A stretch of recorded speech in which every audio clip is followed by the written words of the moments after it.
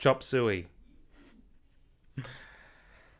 This is not a reaction. If you are new here, thank you for coming. My name is Mike from the Musa Resolute, and this is an analysis today. If this were a reaction, I would love to relive my first time listening to this song, but it's not happening today because I know it really well.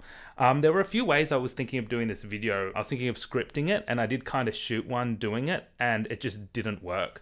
So what I'm actually going to do is just go through the song, tell you my thoughts. Hopefully you'll learn something new in this amazing, incredible composition entitled Chop Suey. Apparently Serge said to someone somewhere, wherever the source is, don't quote me, but it's on the internet, that it was called Chop Suey for two reasons.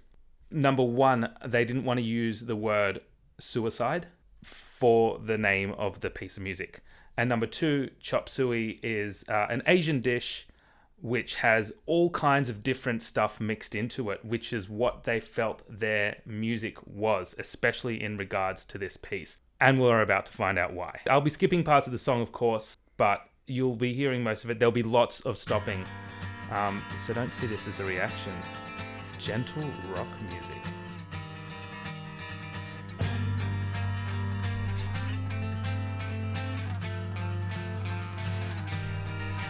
Here come the toms. Beautiful. It's like a mandolin kind of thing, and then there's the electric guitar as well underneath. I guess second one, and of course the distorted guitar. There's so much to talk about there. We're already in 34 seconds and we've got so much to talk about. I believe it's something like G minor, C minor, F, E flat, or something along those lines. I'll have to just re-look at them as well. So what makes this an epic beginning? Firstly, is that gradual build. And we're establishing a chord progression here, which is largely used throughout the whole piece of music. This is not something which is done differently. It's done very commonly in music, of course, in pop music, rock music, using a certain set of chords over and over again. But in establishing that chord progression, which does change a little bit later on, and we'll talk about why, there is a textural build, which is so epic, especially when those toms come in the drums. It's amazing, to say the least. I'm just going to quickly check up the chords because I don't want to get this wrong.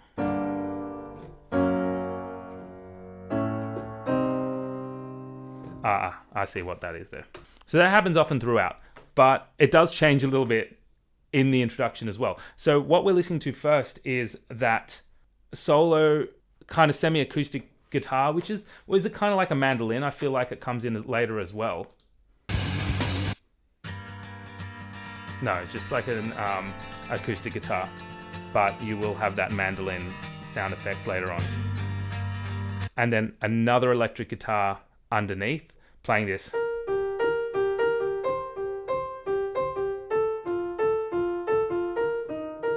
Something like that. Don't quote me on the notes, but it's highlighting notes of the chords essentially. So again, building in texture. We have that hi-hat hit as well to introduce it, but it's not there again.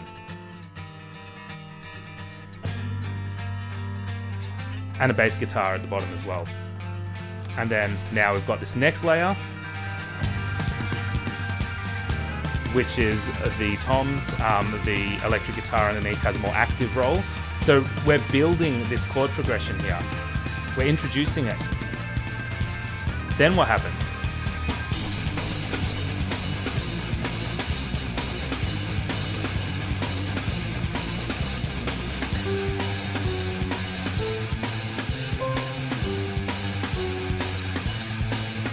So there, that chord progression actually changes. They're really highlighting the bass notes of each, which has a very chromatic feel. It's got this diminished chord sounding, or at least suggested here, which is now moving away from something a little bit more peaceful in these very simple major and minor chords in minor tonality to something more seemingly sinister.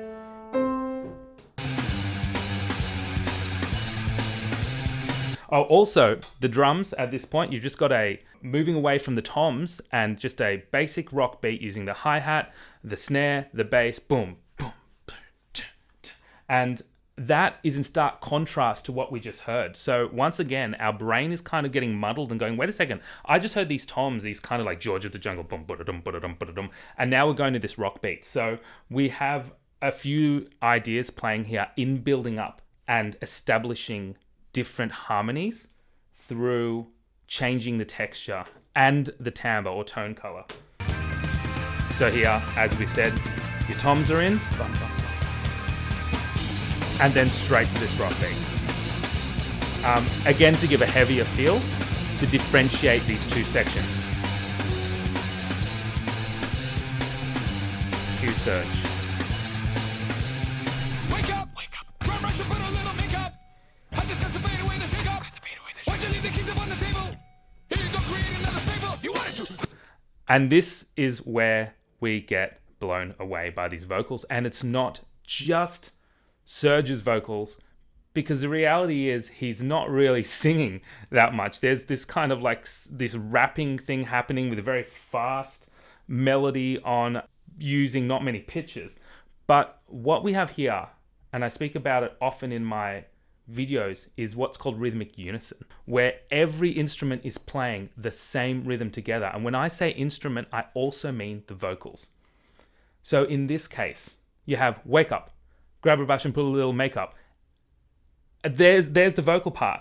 And then you have the drums going.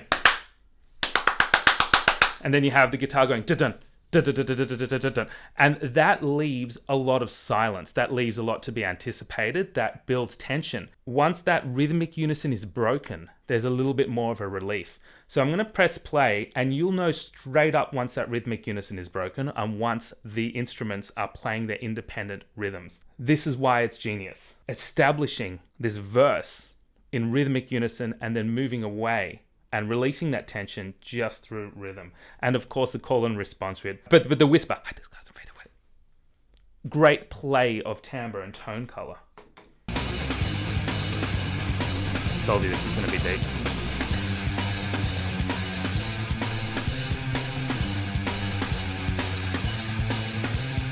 Wake up! Wake up! Run, rush, and put a little makeup. I just have to fade away the shake up. Why'd you leave the keys up on the table? Here you go, create another fable. You wanted to. Grab a brush and put a little makeup. You wanted to. I just got to fade away the shake up. You wanted to. Why'd you leave the keys up on the table? Did you hear when that rhythmic unison was kind of resolved? Now, the guitar, the electric guitar, was still strumming in unison with the vocals, but we heard the drums go back into that rock beat, which sold it a little bit more. And the fact that we are just continuously using what kind of composition just goes and actually works? This one, because of the way the composition uses instrumentation and how it moves away from ideas while still maintaining those ideas. Here it is. And then you wanted to as well.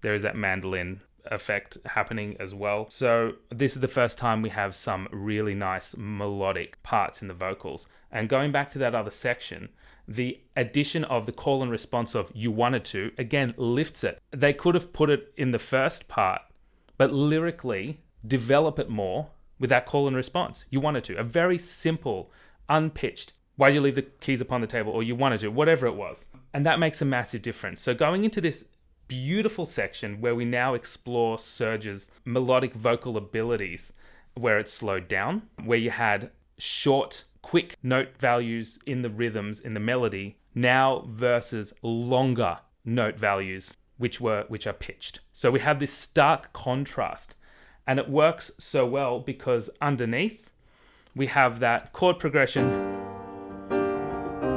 established from the beginning. So it's bringing this back now. It's going, wait a second, that's familiar. We've established that. And this hasn't taken us so by surprise, but it still has. But there's one more thing to take us by surprise, and you know what that is. Let's get to it. You wanted to. Why I don't think you trust in my self-righteous suicide. Still a lot of rhythmic unison with the melody going. Expressive, motive. Angels deserve to die. Yeah.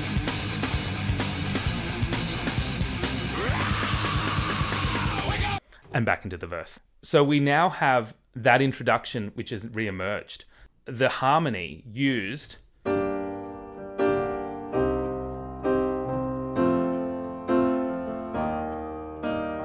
in the first half of the introduction, and the harmony used in the second half of the introduction.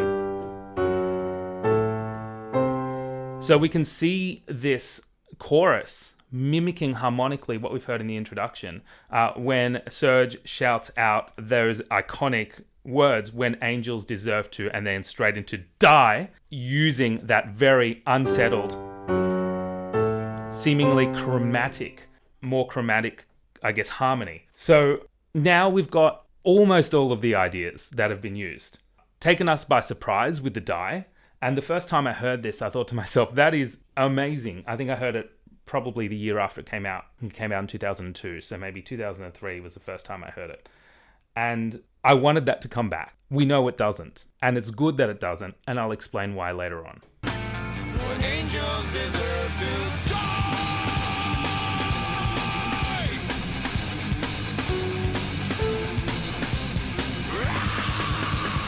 Wake up. Grab brush and put a little makeup. I just got the fade away. Why'd you leave the keys upon the table? So this is much the same, essentially. And we're going to skip forward a little bit because I'm not going to offer too much new within this part of the verse. But there's so much more yet to come. When we listen to this part of the chorus again, bear in mind rhythmic unison, but not just that, how other instruments are following the melody to outline this melody line. It's not just Serge. There's now an addition to vocal harmony and also some more instrumentation kind of up the top following the contour of the melody. And that's interesting to hear. Again, that build reinforcing this melody because we've heard it before. We're hearing it again now. We're more familiar with it. And this time, when we listen to it, if you're listening to it for a first time, you're going to be expecting the addition of that scream, that die, that unpitched, held die. I can't do it like him. But we're going to anticipate that. We know that doesn't happen. Let's see what happens and let's discuss why. My self-righteous suicide. I cry when angels deserve to die. Beautiful. Absolutely beautiful. My self-righteous suicide. I cry when angels deserve to die. You heard that melody being followed. Could have been a keyboard or something. It could have been the upper registers of single notes of guitar. I'm hearing the string kind of sound, but I'll take a look at it again. Instead of blowing us away with that long, sustained, unpitched, aggressive die, we're looking at kind of biblical verses here. And this is where this paradox comes from, this style of music, and then using the concept of angels deserving to die. And I did read what this song was about. I think it's to do with people being unjustly crucified for their actions or what they say. And maybe the music industry, Chop Suey meaning. So I'm on Song Facts at the moment, and that's where I got the information I said before. So check that out. Touches on drug addiction, according to songfacts.com. And the song can also be interpreted to be about how society views death or about Christ. The song is about how when people die, according to Darren Malakian, who is the guitarist, and then Serge Tankian as well. The song is about how when people die, they will be regarded differently depending on the way they pass. Okay, so like if I were to die from a drug overdose, everyone would say that I deserved it because I abused drugs, hence the lines, angels deserve to die. Interesting. So we have this paradox of this angry, screaming die, versus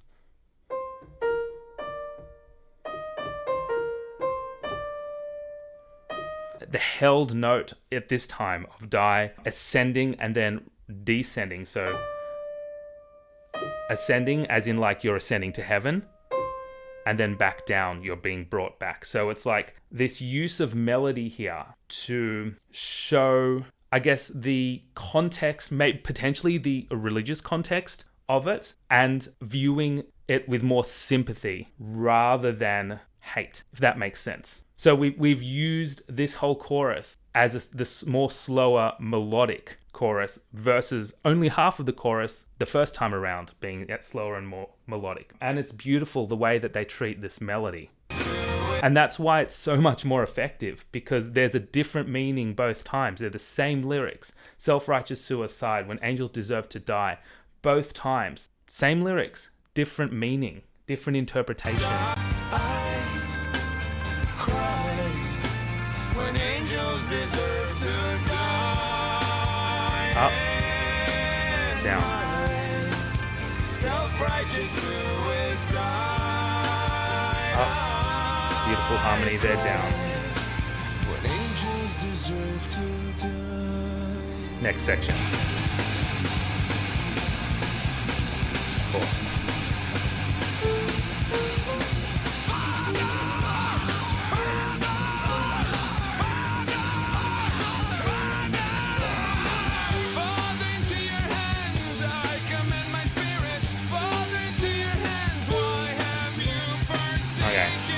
All right, so now here we're exploring harmony a little bit more.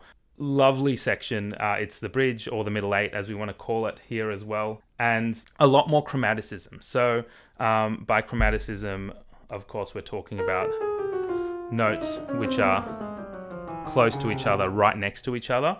So the use of chromaticism helps to convey, I guess, turmoil. And a lot of compositions would use chromaticism for confusion, for, I guess, being able to have the opposite of thinking clearly. The chords in this section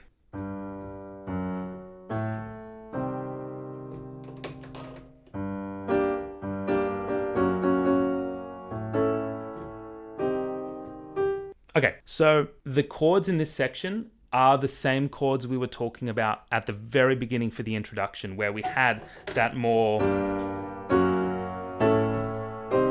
chromatic, chaotic use. So remember, we spoke about the introduction of these ideas. This is that idea coming back. So they're not smashing us with a new harmonic idea. They're throwing in different melodic ideas, different vocal technical ideas, but they're bringing back the old harmonic ideas so as to unify them. And we understand that Father, again, the religious text here, as there being more chaos going on. The chromaticism in both the harmony and the melody.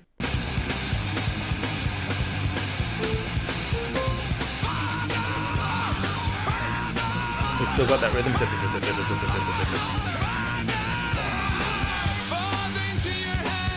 The electric guitar outlining that movement. Here's where the chords change. Yeah, beautiful. Love it. There's a nice chord change here. Let me check it out.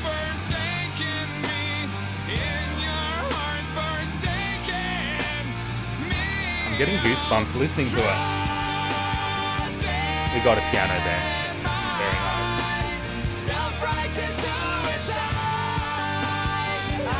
Yeah. Okay. There's a huge amount of emotion in this section, and that is through, of course, the instrumentation, through the melody, but through a very slight chord harmonic change here. So where Serge is singing, "Why have you forsaken me?"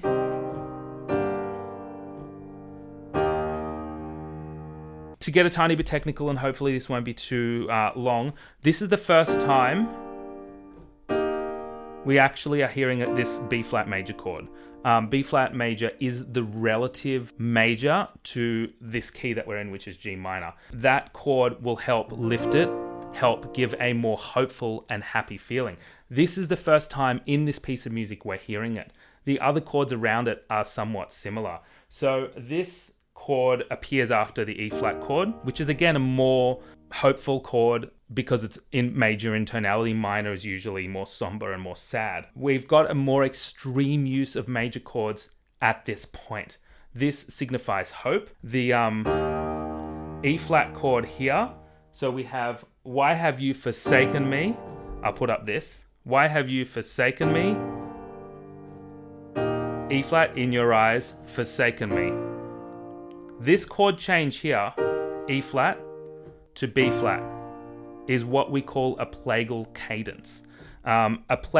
Cadences, ending points or resolution points of a piece of music or a phrase. Plagal cadences are used more in church music. So going from what we call a chord 4 to chord 1. In this case, that's what happened here. It's the what we call the Amen. Amen cadence.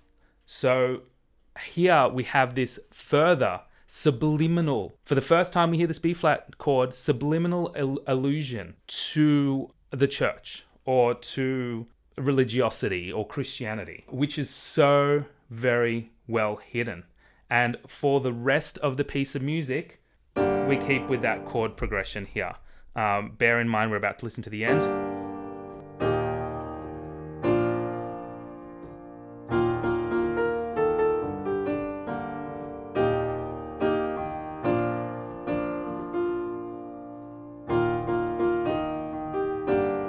So we can hear how that melody will kind of work within. Let's listen to the rest of the song. Bear in mind the use of the plagal cadence here is quite important, and we do end on a minor chord. So let's take a listen. And you got that beautiful piano arpeggios at the top. Self-righteous suicide. I cry when angels deserve to die.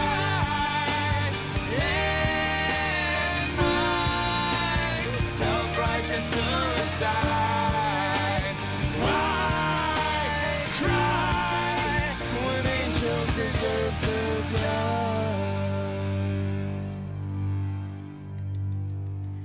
So, I did say we ended on a minor chord. Angels deserve to die. I feel like though this is a tierce duplicity. So what that means is having a chord that we expect to end on minor, actually ending on major. As that guitar rings out, I feel like there's a use of the first and the fifth here, but it's the third which determines whether it's a major or a minor chord. So that's a major chord, that's a minor chord. So all I need to do is change G major, for example, to G minor. I feel like I'm hearing a lingering, in this case B, or the lingering third. Let's take a listen to the very end where the guitar lingers with that chord which kind of falls off and fades out.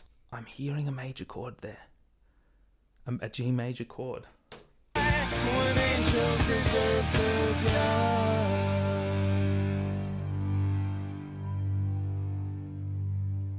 Take a listen again. When angels deserve to die.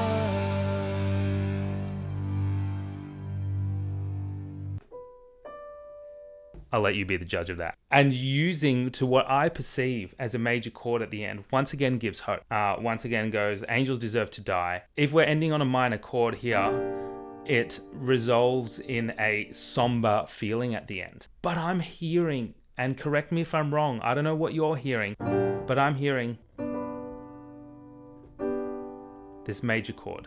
Listen to it back a few times. And I feel like I may have covered everything, and I hope you learnt something here, because this song is one of the best compositions in general around. It really is. It's so simple, yet so complex for all the reasons that I mentioned. Let me know in the comments your thoughts down below, because I love this song. Let me know if there are any other songs you think are super complex, but simple, popular ones by any band that you'd like me to do some kind of analysis for as well, because it is important that we really listen to what's going on in these pieces of music and understand technically why they give us the feelings that they give us, because this one absolutely does. Thank you so much for watching. Until next time.